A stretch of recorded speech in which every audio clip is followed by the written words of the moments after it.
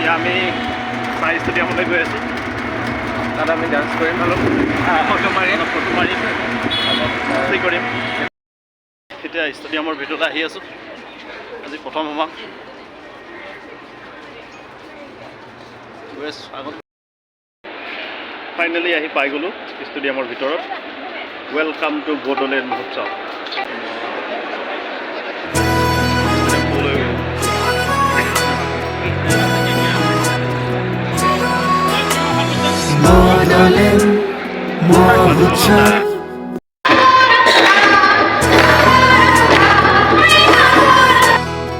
এনেদৰে বাগৰুম্বা নৃত্যৰে নৰেন্দ্ৰ মোদী ডাঙৰীয়াক ষ্টেডিয়ামৰ ভিতৰত আদৰণি জনোৱা হৈছিল খুব ধুনীয়া সুন্দৰভাৱে।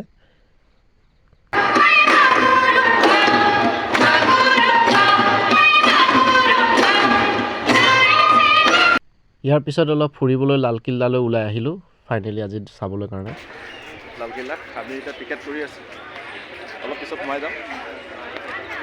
বহুত মানুহ, অকণমান সময় পালোঁ দিল্লীলৈ আহি মিটিঙৰ পৰা অলপ চাবলৈ কাৰণে ওলাই আহিলোঁ। ভিতৰত সোমাই গ'লোঁ লালকিল্লাৰ। আমি ইফালেদি আহিলোঁ, সোমাই আহি ইয়াত খুব ধুনীয়া ধুনীয়া দোকান আছে। খাৰু দেখা পাইছোঁ, কাণফুলি দেখা পাইছোঁ, ইয়াৰ পৰা নিব লাগিব। আৰু এইবোৰ ভিতৰত বহুত কিবা কিবি আছে।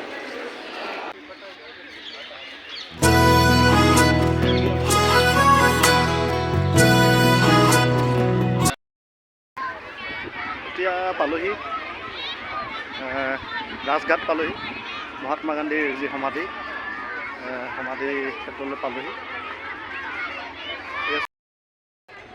মহাত্মা গান্ধী সমাধি ক্ষেত্ৰত পালোহি। ভিতৰত অলপ চাই লওঁ কি কি আছে।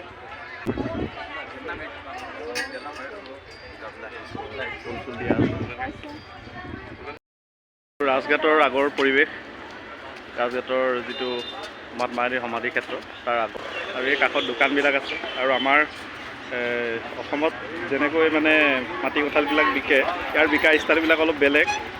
এইবোৰ সজাই দিছে ইমান ধুনীয়াকৈ, আৰু দেখিলে খাওঁ খাওঁ লাগিব মানে। আচলতে টেঙাবিলাকো এনেকৈ সজাইছে। তাৰপিছত এইবোৰ চানা, এই চানাবিলাক এনেকৈ সজাই থৈছে, বিলাহীবোৰ সজাই থৈছে। দেখিলে খাওঁ খাওঁ লাগিব মানে। এই আমাৰ ৰঞ্জন মছুমতাৰী মামাই খাবলৈ বিচাৰিছে। হেল্ল', हम लोग आसाम से है। हाय। এইটো হ'ল ইন্দিৰা গান্ধীৰ বাসগৃহ। অকণমান কেমেৰাৰে আবদ্ধ কৰি ৰাখিলোঁ তেখেতৰ থকা ৰুমবোৰ। বহুত ঘূৰিলোঁ। এতিয়া আমাৰ ভোক লাগিলে, আমি হোটেল এখনত সোমাই এতিয়া অলপ খোৱা বোৱাৰ মানে ব্যৱস্থা আমি কৰি লৈছোঁ। এতিয়া বহিলোঁ আমি সকলোৱে খাবলৈ। কুটুবমিনাৰ চাবলৈ আহিলোঁ। বহুত মানুহ লাইন পাতি আছে মানুহ। বহুত ওখ কুটুবমিনাৰটো। ফাৰ্ষ্ট টেম্পল এতিয়া আহি আছে। দিল্লীত মুঠতে ফুলেই ফুল গোটেই। কি ইংলেণ্ড, কি থাইলেণ্ড, কি চাইনা, চবৰ মানুহ।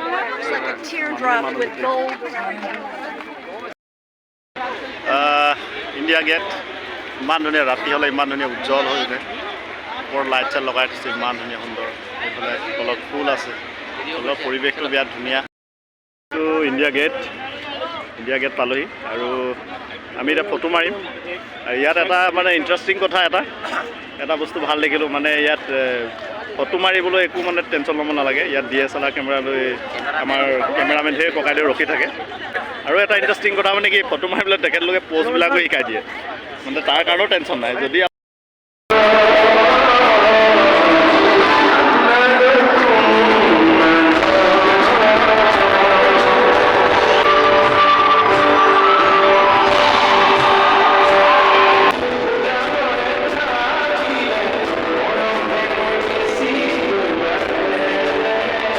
চ' গাইজ, মই দিল্লীলৈ আহি বড়োলেণ্ড মহোৎসৱ আৰু মই কোন কোন ঠাইত ঘূৰিলোঁ আপোনালোকক অলপ দেখুৱাবলৈ চেষ্টা কৰিলোঁ। আৰু পিছলৈ নতুন এটা ভিডিঅ' লৈ আপোনালোকক সকলোকে লগ পাম। তো এতিয়া মোৰ ফালৰ পৰা, বড়ো ভাই ফালৰ পৰা সকলোলৈ বাই বাই।